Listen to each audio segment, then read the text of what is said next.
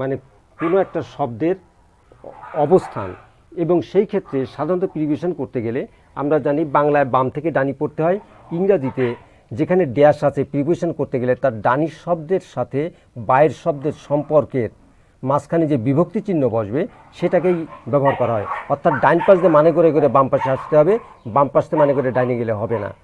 তো বোর্ড পরীক্ষার কোশ্চেনগুলোতে সাধারণত 10টা শূন্যস্থানের মধ্যে 6টি থেকে 7টি থাকে মানে করে করার, এবং 3টা থেকে 4টে থাকে অ্যাপ্রোপ্রিয়েট প্রিভিশন, অর্থাৎ যা যে নির্ধারিত কিছু শব্দ পরে সেই শব্দই বসে।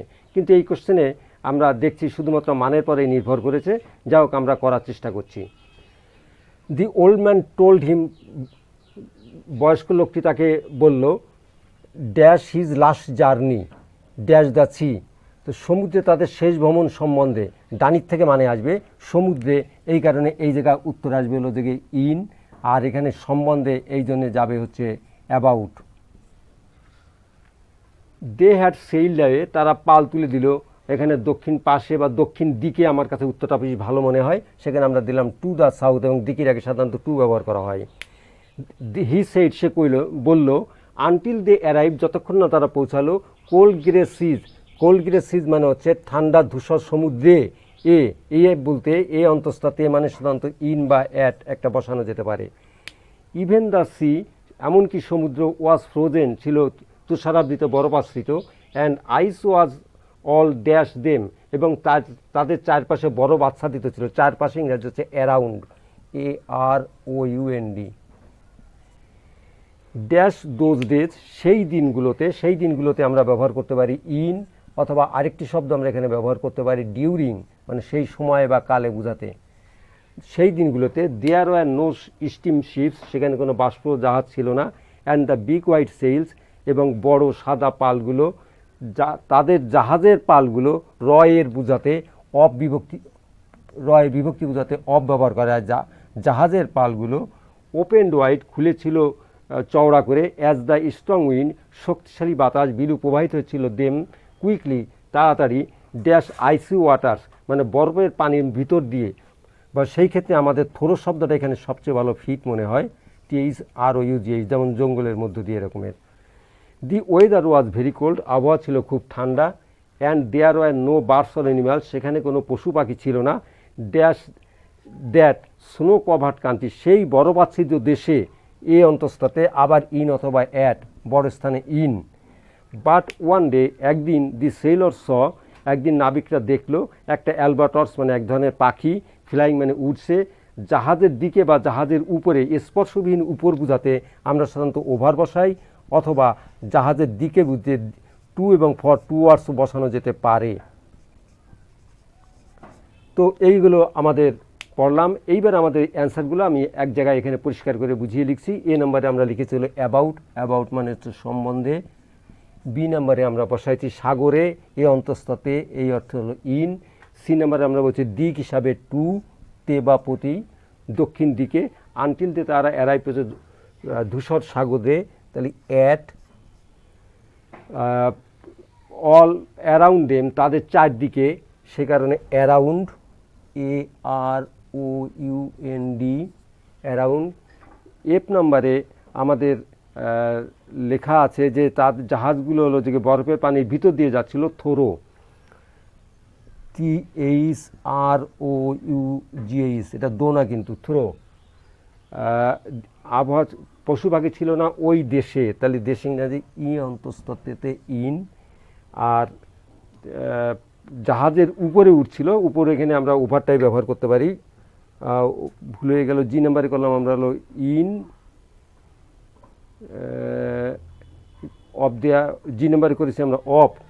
জাহাজের পালগুলো আমাদের লেখা ভুল হয়ে গেছে, তাহলে জি নাম্বারে যাবে হলো যে অফ, আমাদের এক লাইন আগে পড়া হয়ে গেছে। আর আমাদের লেখাটা ভুল হয়েছে, আমরা একটু সংশোধন করে নিই।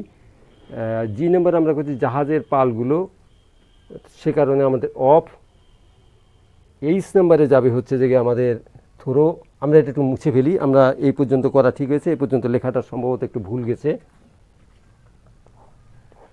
আমরা শেষ করছি ই নাম্বারে হচ্ছে যে অ্যারাউন্ড, অ্যারাউন্ড মানে তাদের চারদিকে। এফ নাম্বারে ছিল ইন সেই দিনগুলোতে বা সেই সময়কালে, ইন অথবা ডিউরিং, ইন দেওয়া যেতে পারে, একটা দিলেই হলো। জি নাম্বারে আমরা করেছি জাহাজের পালগুলো, সেই কারণে আমরা ব্যবহার করেছি অফ রয়ের বোঝাতে। এইচ নাম্বারে করেছি বরফের পানির ভিতর দিয়ে, সে কারণে হচ্ছে যে থ্রো, THROUGH, থ্রো।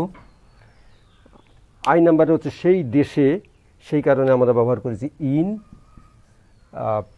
এবং যে নাম্বারে আমরা ব্যবহার করেছি জাহাজের দিকে বা জাহাজের উপরে, সে কারণে ওভার। এই মোটামুটি আমাদের প্রিপারেশন শেষ হলো। এখন আমরা করব হচ্ছে 2 নাম্বার। সুপ্রিয় শিক্ষার্থী, এখন আমরা 2 নাম্বারের ফ্রেজের উত্তর করার চেষ্টা করছি। এখানে কুলুতে 10টা শব্দ দেওয়া থাকে বা ফ্রেজ দেওয়া থাকে এবং 10টা বাক্যে 10টা শূন্যস্থান থাকে। কোন নাম্বারে কী বসাতে হবে এটা আমাদের হিসাব। আমি একদম স্পষ্ট করেই বলতে চাই, যারা ন্যাকা বা সুপার ন্যাকা লোক তারাও এখানে 10টার মধ্যে 10টাই পারতে পারেন, শুধু সুনির্দিষ্ট কিছু সিরিয়াল মেনটেন করলে। যেমন এখানে 10টা কুলুর মধ্যে আছে, আমি একটা সিরিয়াল করেছি, কোন সিরিয়ালটা কোথায় বসবে এবং কী সংকেত দেখে বোঝা যাবে। যেমন প্রথমে 1 নাম্বার করব, যার মাঝখানে ড্যাশ আছে। তার কারণ অন্য যত কুলু আছে সব কুলুতে কোনো ড্যাশ নেই, এই কুলুতে মাঝখানে ড্যাশ আছে। তার মানে কোশ্চেন যেখানে থাকবে সেখানে এই জায়গায় বাক্য থাকবে, এই 2টা জায়গায় ড্যাশ থাকবে। অর্থাৎ যে নাম্বার বাক্যে 2টা শূন্যস্থান পাবো, সেই জায়গায় আমাদের এখানে একটা আলাদা অবজেক্ট আসুক আর না আসুক, ডানি একটা টু যোগ ভার্ব যাবে এবং বাংলা মানেটা একটা না বোধক মানে আসবে। এবং এখানে একটা আলাদা অবজেক্টও কখনো কখনো ব্যবহার করা হয়। কবিতাটা খুবই কঠিন, তাহলে টু আন্ডারস্ট্যান্ড, তাহলে টু বোঝার জন্য টু আন্ডারস্ট্যান্ড। এবং এখানে ফর মি দিয়ে দিলে ভালো হয় আমার জন্যে, তাহলে the poem is too hard for me, আমার জন্য টু আন্ডারস্ট্যান্ড, এটাকে বোঝা বা to understand the meaning of it, the meaning of it, ইয়ার মানে বোঝার জন্য খুব কঠিন, বোঝা সম্ভব না, এরকম একটা কথা হচ্ছে। অর্থাৎ টু যোগ ভার্ব আমরা যদি হিসেব করি টু আন্ডারস্ট্যান্ড আমরা লিখেছি, এটুকু আমার ডানি লিখলেও ভালো, না লিখলেও কোনো দোষ নেই, এবং এটা আমরা কেটে দিতে হবে। আনলেস ইউ কেম এবং if I are a rich man, এই দুটো হচ্ছে আমাদের কন্ডিশনাল ক্লজের ইফ বা আনলেসের নিয়মে। আমরা প্রথম ভিডিওতে আমাদের আগের একটি ভিডিওতে আমাদের কন্ডিশনাল ক্লজে লেখা আছে, সেখান থেকে আপনারা নিয়মটা দেখে নিতে পারো। যাক, এখানে আছে ভার্বের পাস্ট টেন্স মানে V2 যদি হয় তাহলে ডানি কন্ডিশনাল নিয়ম হচ্ছে এই জায়গায় যাবে হচ্ছে সাবজেক্ট যোগ উড অথবা কুড মাইট যোগ ভিবি যোগ অবজেক্ট। তাহলে যদি না তুমি আসো আমি বাইরে যাব না, তাহলে সাবজেক্টে কলাম আমি ইংরেজি আই, উড বসে গেল, গো আউট। খুব সহজ বাক্য, ছোটো বাক্য, বেশি বড় বাক্য করার জন্য মার্ক ভালো বাড়বে এমন কোনো কথা নেই, কারেক্ট বাক্য লেখাটাই দরকার। If I are a rich man, এখানে V2 বা পাস্ট টেন্স আছে। তো কন্ডিশনালের আমাদের দ্বিতীয় শর্ত মোতাবেক আমাদের ডানি যাবে হচ্ছে সাবজেক্ট যোগ উড যোগ ভিবি যোগ অবজেক্ট, আগেরটার মতোই। তো যদি আমি একজন ধনী লোক হতাম, আমি গরিবদেরকে সাহায্য করতাম, ছোটোবেলার আমাদের পড়া। তাহলে আই উড, ভিবি হচ্ছে ভার্বের মূল রূপ হেল্প, দি পুওর, আমি গরিবদেরকে সাহায্য করতাম। I wanted to learn English instead of, preposition আছে, প্রিপোজিশনের পরে ভার্বের একটা আইনজি দেওয়া উচিত এবং এর ডানি একটা অবজেক্ট দেওয়া উচিত, অথবা শুধু অবজেক্টও দেওয়া যেতে পারে। এখানে যেমন টু লার্ন ভার্বটা আছে, প্রিপোজিশনে টু লার্নটা ব্যবহার করা উচিত না। আমি ইংরাজি শিখতে চেয়েছিলাম, বাংলার পরিবর্তে সোজা একটা খুব কথা, পরিবর্তে কথার মানে হচ্ছে, তাহলে আমরা দিতে পারি লার্নিং বেঙ্গলি বা বাংলা। খুব সহজ কথা, বেশি বড় করে আমাদের লাভ নাই। In spite of his being poor, তার গরিব হওয়া সত্ত্বেও, ছোটোবেলার আমাদের বক্তব্য ছিল আমাদের যাবে হচ্ছে সাবজেক্ট যোগ ভার্ব যোগ অবজেক্ট। তাহলে সাবজেক্ট ভার্ব অবজেক্ট যদি আমি করতে চাই, তাহলে এখানে আসলে হিজ, তাহলে সাবজেক্ট করবো হি, গরিব হওয়া সত্ত্বেও সে হয় সৎ, হি ইজ অনেস্ট, আমাদের ছোটোবেলার পড়া আমরা মেরে দিলাম। Because of his her being a small, তার ছোটো হওয়া সত্ত্বেও, তাহলে এখানে যাবে একটা সাবজেক্ট ভার্ব অবজেক্ট। তো সাবজেক্ট ভার্ব অবজেক্ট ছোটো হওয়া সত্ত্বেও প্রত্যেকে তাকে অবজ্ঞা করে, অথবা সে এলো থেকে ছোটো বিদায় এলো থেকে ছাদ ছুটি পারে না, এরকমের যে কোনো একটা আমরা বাক্য দিতে পারি। তো দিয়ে দিলাম এভরিবডি, এ হলো আমাদের সাবজেক্ট, অবজ্ঞা করে IGNOR, সেভিংগুলো নাম্বার জন্য এস, ইগনোরস হার। তাহলে ছোটো হওয়ার কারণে সবাই তাকে অবজ্ঞা করে। লার্ন ইংলিশ প্রপারলি টিলটা একটা কনজাংশনের মতো ব্যবহার করা হয়, আবার প্রিপোজিশন হিসেবেও ব্যবহার করা যেতে পারে। যাই হোক, আমরা কনজাংশন করি। তাহলে তুমি ইংরাজি শেখো যতক্ষণ তুমি হলো ইংলিশ আমাদের যদি শিখতে চাই আমরা ছোটো কথা বিদেশ যাওয়া পর্যন্ত, তাহলে ইউ গো টু অ্যাব্রোড, বিদেশ যাওয়া পর্যন্ত ইংরাজি শেখো। তাহলে আমাদের হয়ে গেল সাবজেক্ট বা অবজেক্ট। অর্থাৎ সাধারণভাবে যদি বিশেষ কোনো ফরমেশন ছাড়া আমাদের বাক্যের গঠন হচ্ছে সাবজেক্ট বা অবজেক্ট, এবং বিশেষ কিছু ফ্রেজ বা নিয়ম বা কনজাংশনের কারণে কিছু সুনির্দিষ্ট নিয়মের কারণে এটা চেঞ্জ হতে পারে। যেমন আমরা এখানে লিস্টের ক্ষেত্রে মনে রাখতে হবে সাবজেক্টের পরে সূর্য ভিবি নচেত মানে আসবে। হুইচ এটা আমাদের রিলেটিভ ক্লজ হিসেবে কমপ্লেক্স বাক্যকে নির্দেশ করে, তাহলে এটা এক সেট ভার্ব আছে আর এক সেট ভার্ব আর অবজেক্ট, তাহলে লেখে ভালো। তা সো দ্যাটের সূত্র হচ্ছে সাবজেক্টের পরে ক্যান অথবা কুড দিয়ে ভিবি আর অবজেক্ট।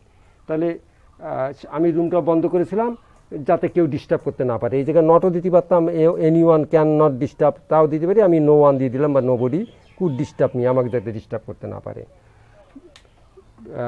টু যোগ টুর পরে যদি অ্যাডজেক্টিভ আসে তাহলে আসবে হলো টু যোগ ভার্ব, আর এখানে একটা ফর্মই দিয়েছি অর্থটাকে মিনিং সৌন্দর্যমণ্ডিত করার জন্য ডানি মিনিং অফ দ্য ইট, এর অর্থ যাতে কবিতাটা কঠিন আমার জন্য যাতে আমি মানে বুঝতে পারি, এটা আমি দিলেও পারি, টু আন্ডারস্ট্যান্ড পর্যন্ত দিলেও এক কায়দায় মানে মেশে, আর ফর্মি আর ডানি ডুক দিলে অর্থটা একটু সুষম হয়। আনলেস মানে ইপির নিয়ম, আমাদের কন্ডিশনের সূত্র এই পাশে আছে পাস্ট টেন্স, ডানি যাবে হচ্ছে উড যোগ ভিবি, সাবজেক্টে পারে এই বসাচ্ছি সাবজেক্ট, তাহলে তুমি যদি না যতক্ষণ না যদি তুমি না আসো আমি বাইরে যাবো না, তাহলে I would not go out. যদি আমি একজন ধনী হতাম আমি গরিবদেরকে সাহায্য করতাম, সেই সাবজেক্ট উড যোগ ভিবি যোগ অবজেক্ট একই কায়দা। ইনস্টেড অফ এ পাশে ইংরাজি শেখা, ও পাশে আমি যে বাংলা শেখা, ইনস্টেড অফ পরিবর্তে। আর গরিব সত্য সাবজেক্ট বা অবজেক্ট, তাহলে সে হয় সৎ, বিপরীত কথা আমরা ব্যবহার করা। ইনস্টেড অফ মানে পরিবর্তে দৌড় সিম্পল সেন্টেন্সে ব্যবহার করা হয়। বিকজ অফ বিইং স্মল, ছোটো হওয়ার কারণে প্রত্যেকে হলো যে তাকে অবজ্ঞা করে। লার্ন ইংলিশ প্রপারলি, যথার্থভাবে ইংরাজি শেখো যতক্ষণ না তুমি বিদেশ যাচ্ছ, টিল মানে যতক্ষণ, তাহলে ইউ গো টু অ্যাব্রোড, তুমি বিদেশে যাচ্ছ। আমরা 1, 2, 3 নম্বর পর্যন্ত করলাম। আমাদের ভিডিও প্রায় শেষের পথে। অসাবধানতাবশত যদি কোনো ভুল বা অপ্রাসঙ্গিকতা থাকে তা কমেন্টে লিখো। আর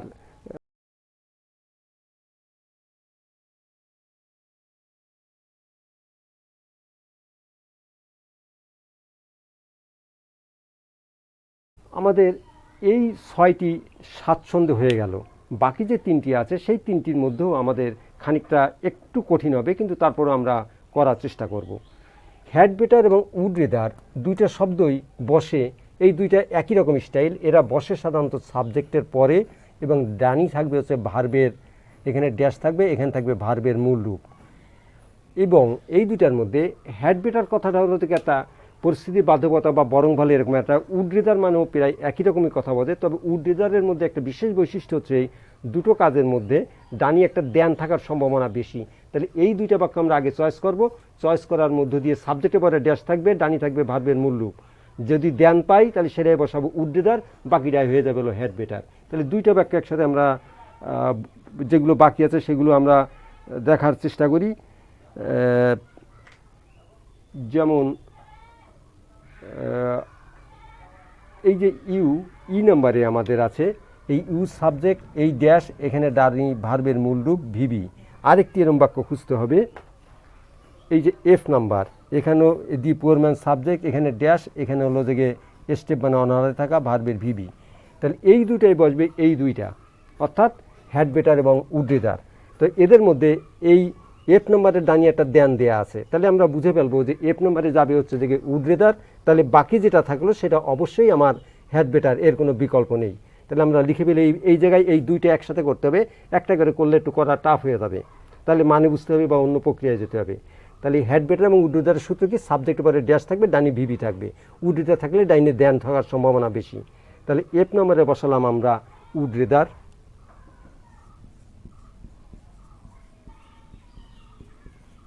এবং অবশিষ্ট সেরম কায়দায় আমাদের এফ নম্বরে ই নম্বরের জন্য আমাদের বহাল থাকলো হলো যে হ্যাড বেটার।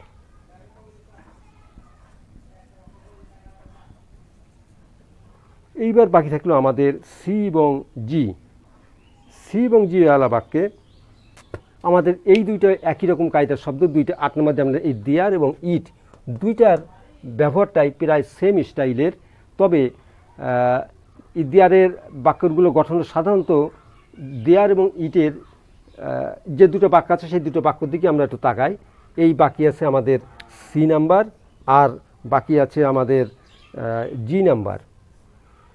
তো এখানে এটা হচ্ছে ভার্বের আগে এলো যে আমার সাবজেক্ট হিসাবে এখানে ইটও হতে পারে, কখনো কখনো দেয়ারও এরকম জায়গায় বসানো যেতে পারে। কিন্তু দেয়ার এবং ইটের মধ্যে একটু ফারাকটা হচ্ছে এই, there exist no life on Mars এই বাক্য গঠন করা সম্ভব। এই দুটোকেই বলা হয় ইন্ট্রোডাক্টরি, এটা বাক্যের শুরুতে ভূমিকা রাখে। দেয়ারটা অ্যাডভার্ব হিসেবেও ব্যবহৃত হয়, আর ইটটা সাবজেক্ট হিসেবে ব্যবহৃত পারে এবং সময় আবহাওয়া নির্দেশ করতেও এটা ব্যবহৃত করা যেতে পারে। তাহলে এখানে এক্সিস্টারে এস আছে, তাহলে এখানে সিঙ্গুলার নাম্বার জন্য ইটও বসানো যেতে পারে, দেয়ারও বসানো যেতে পারে। কিন্তু দেখতে হবে বাকিটাই আমার কোনটা ব্যবহার করা হয়। সিনেমা যাই, একটা বড় বাক্য হালকা পাতলা এখানে মানে না করলে আর উপায় থাকছে না। All seasons are very charming, সকল ঋতু হচ্ছে দেখে মনোমুগ্ধকর। During spring various kinds of flowers Bloom, ফোটে। এই জায়গা ফোটে, ফোটে, বলতে তো কোনো কথা হয় না। আর একটা হচ্ছে যে দেয়ার মানে সেখানে ফোটে, এরকম একটা দুইটার মধ্যে যদি আমরা কম্পেয়ার করি, তাহলে এই দেয়ারওয়ালা বাক্যগুলো অন্য জাতের এ যাবৎকালে বিভিন্ন বোর্ড কোশ্চেনে এই রকমের স্টাইলের দেয়ারের ব্যবহারটা আমরা দেখিনি। দেয়ারওয়ালা বাক্যের সাধারণত দেয়ারের পরে ভার্বের সাবজেক্টও আসতে পারে ইন্ট্রোডাক্টরি হিসাবে।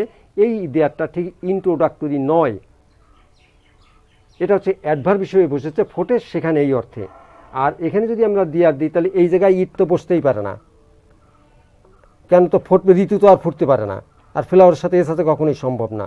তাহলে এখানে ইট অথবা দেয়ারের মধ্যে দেয়ারটা ফিট, তাহলে এক্ষেত্রে দেয়ার বসানো যাবে না, ইট। আর যদি মনে করেন যে আপনি একটু ন্যাকা লোক, 10টাই আমার পাড়ার ক্ষেত্রে ঝুঁকি আছে আমার বিবেচনা বোধ, সেক্ষেত্রে ন্যাকা লোকদের জন্য 2টা নাম্বারে ইট বা 2টা নাম্বারেই দেয়ার বসানো উচিত। তাহলে যদি হাফমার ভুলও যায় সেটাই আমার কাছে মনে হয় বুদ্ধিমানের কাজ। যাই হোক, আমরা মোটামুটি একটা সিদ্ধান্ত নিতে পেরেছি যে এই জায়গাটা যেহেতু আমরা ইট দিয়ে মিলছে না, কাজে দেয়ারটা যদি শিওর করতে হয় তাহলে জি নাম্বারে আমাদের ইট ছাড়া কোনো বিকল্প নেই। কিন্তু অন্য জাতের বাক্য থাকলে এখানে দেয়ারও বসতে পারতো। তাহলে জি নাম্বারে আমরা বসালাম হলো যে ইট আর আইটি ইট, এবং সেক্ষেত্রে আমাদের কয় নাম্বার সি নাম্বারে চলে যাচ্ছে হলো যে দেয়ার। আমরা আশা করি ফ্রেজটা বুঝে ফেললাম। আমার ধারণা যদি এটা একটু ফলো করেন এই সিরিয়ালগুলো, তাইলে আমার ধারণা যে ফ্রেজে খুব নিখুঁতভাবে এই কোশ্চেন না, এই যাতে যে কোনো সালে যে কোনো কোশ্চেন, এই 10টার মধ্যে 10টা পারা মোটেই কঠিন কাজ না। আমি দ্রুত গতিতে আরেকবার সিরিয়ালটা তাহলে এই জায়গার ABCD পরপর সিরিয়ালে করা যাবে না, এই জায়গার যে ক্লু আছে সেই ক্লু সিরিয়াল মোতাবেক আমাকে করতে হবে। আমি আরেকবার দ্রুত গতিতে বলে যাই। যেমন প্রথমে আমরা দেখব যে what does dash look like, অর্থাৎ যে বাক্যে ডবল শূন্যস্থান আছে সেটা করব, সেইটা আমরা দেখেছি। 2 নম্বরে হলো যে উডু মাইন্ড, আমরা সেখানে বসাবো যে বাক্যের ডানি ভার্বের সাথে আছে আইএনজি। 3 নম্বরে দেবো এনাফ করব, অর্থাৎ যে বাক্যের ড্যাশের ডানি আছে টু যোগ ভিবি। 4 নম্বরে আমরা দেখব হলো ওয়াজ বন, সাবজেক্টের পরে ড্যাশ থাকবে এবং ডানি থাকবে স্থান, সময় বা ফ্যামিলি মার্কা কথা। 5 নম্বরে যাব ড্যাশের দুই পাশে একই রকম শব্দ, যেমন এই যে পাশে পেন আর এক বাক্স পেন, দুটো একই রকম কথা আছে, সেই জন্য আমরা ব্যবহার করব লেট অ্যালোন। 6 নম্বরে যাব আমার নো সুনার হ্যাড, একটা কমপ্লেক্স বাক্য হবে, 2টা সাবজেক্ট 2টা ভার্ব, দুটোই থাকবে পাস্ট টেন্সের, মাঝখানে একটা দেন হওয়ার সম্ভাবনা বেশি, সেখানে যাবে নো সুনার। হ্যাড বেটার এবং উড রেদার, এর দুটোই হলো সাবজেক্টের পরে বসবে এবং ড্যাশের ডানি থাকবে হচ্ছে ভার্বের মূল রূপ, তবে উড রেদারে দেন বসার সম্ভাবনা বেশি, সেই কারণে আমরা এই দেন দেখে উড রেদার বসাইছি, বাকিটা আমরা হ্যাড বেটার বসাই ফেলেছি। তারপর বাকি আছে উইচ এবং দেয়ার, সেখানে সাবজেক্টের ইন্ট্রোডাক্টরি হিসেবে ইট দেয়ারও বসতে পারে, এখানে অ্যাডভার্ব হিসেবে দেয়ারটা বসেছে। আর জি নাম্বারে আমরা হলো যে ইট বসাইছি, আর ওই জায়গায় বাকিটায় আমরা দেয়ার বসাইছি। আশা করি আমাদের বুঝতে কোনো সমস্যা নেই। সকল আমাদের ভিডিও শেষের পথে সকলকে ধন্যবাদ। আমরা এর পরবর্তী নাম্বার আমরা করব, এর পরবর্তী নাম্বারে এবার আমরা চলে যাব হলো 3 নম্বরে। এবার আমরা করব 3 নাম্বার কমপ্লিটিং সেন্টেন্স। কমপ্লিট সেন্টেন্সে কিছু বাড়তি শব্দ লিখতে হয়, তারপরেও খুব কঠিন হওয়ার কথা না, যদি আমরা প্রত্যেকটা এখানে কিছু ফ্রেজ বা ক্লজ থাকে বা কনজাংশন থাকে সেগুলো সঠিক ব্যবহার। লিস্ট শব্দের মানে হচ্ছে নচেত বা উচিত, এটা সাধারণত মাঝখানে ড্যাশ আছে, তার মানে কোশ্চেন যেখানে থাকবে সেখানে এই জায়গায় বাক্য থাকবে, এই 2টা জায়গায় ড্যাশ থাকবে, অর্থাৎ যে নাম্বার বাক্যে 2টা শূন্যস্থান পাবো সেই জায়গায় আমাদের এই what does dash look like বসবে। আমরা এর থেকে যে পর্যন্ত দেখে আমরা দেখছি ডি নাম্বার বাক্যে 2টা শূন্য স্থান, তার মানে এই ডি নাম্বারে অবশ্যই আমার what does dash look like বসবে, আমার মানে বোঝার কোনো প্রয়োজন নেই। তো ডি নাম্বারে আমরা বসিয়ে দিলাম what does dash look like, মানে করার কোনো প্রয়োজন নেই, মানে ছাড়াও আমরা আশা করি প্রায় সবগুলোই করতে পারবো। 2 নাম্বার সিরিয়ালে আমাদের লেখা আছে উডু মাইন্ড। উডু মাইন্ডের সূত্রটা হচ্ছে এই, উডু মাইন্ড যেখানে বসবে তার ডানিয়ে ভার্বের আইএনজি থাকবে। উডু মাইন্ড যেখানে বসবে তার ড্যাশের ডানি ভার্বের আইএনজি থাকবে। অর্থাৎ আমরা এই ড্যাশগুলো খেয়াল করব যে কোন নাম্বার ড্যাশের ডানি আইএনজি আছে। এর থেকে যে পর্যন্ত দেখতে দেখতে আমরা যাচ্ছি এইচ নাম্বারে ড্যাশের ডানি আইএনজি আছে, তার মানে এইচ নাম্বারে হবে আমাদের হলো দিকে উডু মাইন্ড। তাহলে আমরা এইচ নাম্বারে বসাই দিলাম উডু মাইন্ড।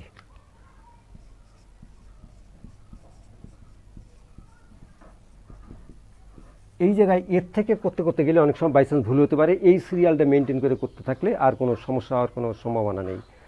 3 নাম্বার আছে এনাফ। এনাফ শব্দটা সেই বাক্যে বসবে যার ডানি একটা ইনফিনিটিভ অর্থাৎ 2 যোগ ভিবি আছে। তার 2 যোগ ভিবি আছে কয় নাম্বারের ড্যাশের ডাইনে, সেই জায়গায় আমরা বসাবো হচ্ছে থেকে এনাফ।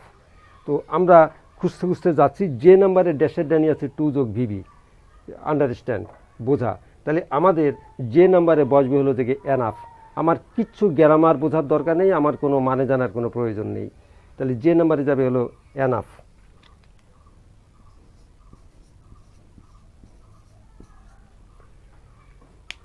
চার নম্বরে 3 নম্বর পরে 4 নম্বরে আমাদের আছে ওয়াজবন।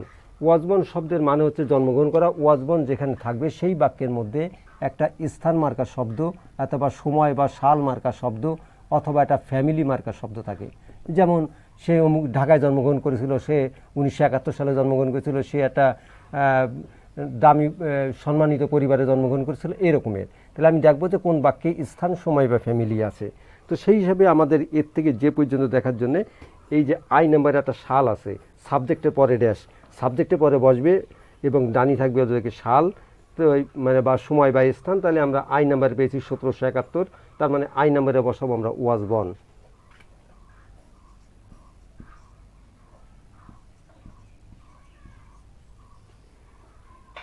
চার নম্বরের পরে 5 নম্বরে আছে লেট অ্যালোন। লেট অ্যালোন করার মানে হচ্ছে সাধারণত ড্যাশের 2 পাশে একই রকম শব্দ বা একই রকম কাছাকাছি অর্থওয়ালা জিনিস থাকবে। এর রান্দাটা বাক্যটা এরকমের মনে হয় বাংলা প্রবাদে, মোটে মা রান্ধে না গরম ভাত আর পান্তা ভাত বা তত্ত্ব আর পান্তা। তার মানে সে তার একটা সে পাসই করতে পারে না, এ প্লাস পাওয়া তো দূরে থাক। তার সে সাইকেল চালাতে পারে না, ট্রাক চালানো তো দূরে থাক।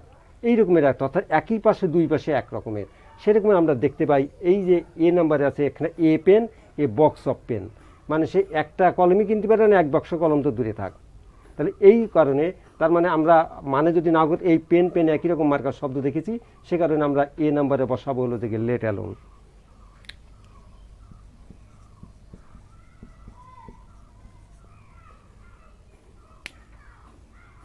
5 নম্বরের পরে 6 নম্বরে আসলে আমাদের নো সুনার হ্যাড।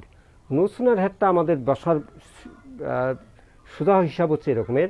আমরা জানি যে পাস্ট পারফেক্ট টেন্সে অতীতকালের 2টো কাজের মধ্যে যে কাজটা আগে হয় সেটা পাস্ট পারফেক্ট মানে হ্যাড V3, আর একটা হলো পাস্ট ইনডিফিনিট V2। কিন্তু যদি অতীতকালের 2টো কাজের মধ্যে 2টো কাজই প্রায় কাছাকাছি হয় তখন 2-3টা টার্ম ব্যবহার করা হয়। নো সুনার হ্যাড বা স্কার্সলি ড্যাশ ড্যাশ হোয়েন বা হার্ডলি এরকমের শব্দ দিয়ে সব কিছুই একরকম হয়। তার মানে এই বাক্যগুলোটার মধ্যে তবে একটা বিষয় হলো যেখানে 2টা বাক্য থাকবে এবং অর্থাৎ 2টা ক্লজ থাকবে, 2টি ক্লজে একটা কমপ্লেক্স বাক্য তৈরি করার চেষ্টা করবে।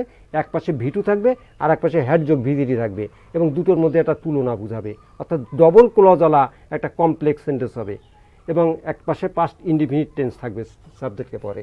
সেই ক্ষেত্রে আমরা বি নাম্বার বাক্যটার দিকে তৈরি করি। এই যে উই রিস্ট, আর এখানে আছে দি ট্রেনের পরে স্টার্টেড V2 ডবল ক্লজ, মাঝখানে আছে হলো দেন। নো সুনারের আর একটা বিশেষ বৈশিষ্ট্য হচ্ছে স্কার্সলি থাকলে হোয়েন বা বিফোর বসে, হার্ডলি থাকে হোয়েন বা বিফোর, কিন্তু নো সুনার ডানি হলো দেন বসে। তাহলে যেহেতু এটা দেন আছে, double clause, double subject, double verb, দুটো পাস্ট ফর্ম, তার মানে আমরা বুঝাতে পারি যে বি নাম্বারে হবে হলো আমাদের নো সুনার হ্যাড। তার মানে আমরা এখানে বসায় দিলাম নো সুনার হ্যাড। আমাদের এই 6টি স্বাচ্ছন্দ্য হয়ে গেল। বাকি যে 3টি আছে সেই 3টির মধ্যেও আমাদের খানিকটা একটু কঠিন হবে, কিন্তু তারপরও আমরা করার চেষ্টা করব। হ্যাড বেটার এবং উড রেদার দুইটা শব্দই বসে, এই দুইটা একই রকম স্টাইল। এরা বসে সাধারণত সাবজেক্টের পরে, এবং ডানি থাকবে হচ্ছে ভার্বের, এখানে ড্যাশ থাকবে, এখানে থাকবে ভার্বের মূল রূপ। এবং এই দুইটার মধ্যে হ্যাড বেটার কথাটা হলো থেকে একটা পরিস্থিতি বাধ্যকতা বা বরং ভালো এরকম একটা। উড রেদার মানেও প্রায় একই রকমই কথা বলে, তবে উড রেদারের মধ্যে একটা বিশেষ বৈশিষ্ট্য হচ্ছে এই দুটো কাজের মধ্যে ডানি একটা দেন থাকার সম্ভাবনা বেশি। তাহলে এই দুইটা বাক্য আমরা আগে চয়েস করব। চয়েস করার মধ্য দিয়ে সাবজেক্টের পরে ড্যাশ থাকবে, ডানি থাকবে ভার্বের মূল রূপ। যদি দেন পাই তাহলে সেটাই বসাবো উড রেদার, বাকিটাই হয়ে যাবে হলো হ্যাড বেটার। তাহলে দুইটা বাক্য একসাথে আমরা যেগুলো বাকি আছে সেগুলো আমরা দেখার চেষ্টা করি। যেমন এই যে ই নাম্বারে আমাদের আছে এই ইউ সাবজেক্ট, এই ড্যাশ, এখানে ডানি ভার্বের মূল রূপ ভিবি। আরেকটি এরম বাক্য খুঁজতে হবে, এই যে এফ নাম্বার, এখানেও দি পুয়ার ম্যান সাবজেক্ট, এখানে ড্যাশ, এখানে হলো যে স্টেপ মানে অনারে থাকা ভার্বের ভিবি। তাহলে এই দুইটাই বসবে, এই দুইটা, অর্থাৎ হ্যাড বেটার এবং উড রেদার। তো এদের মধ্যে এই এফ নম্বরের ডানি একটা দেন দেয়া আছে, তাহলে আমরা বুঝে ফেলবো যে এফ নম্বরে যাবে হচ্ছে যে উড রেদার। তাহলে বাকি যেটা থাকলো সেটা অবশ্যই আমার হ্যাড বেটার, এর কোনো বিকল্প নেই। তাহলে আমরা লিখে ফেলে এই জায়গায় এই দুইটা একসাথে করতে হবে, একটা করে করলে একটু করা টাফ হয়ে যাবে, তাহলে মানে বুঝতে হবে বা অন্য প্রক্রিয়ায় যেতে হবে। তাহলে হ্যাড বেটার এবং উড রেদারের সূত্র কি? সাবজেক্টের পরে ড্যাশ থাকবে, ডানি ভিবি থাকবে। উড রেদার থাকলে ডাইনে দেন থাকার সম্ভাবনা বেশি। তাহলে এফ নম্বরে বসাল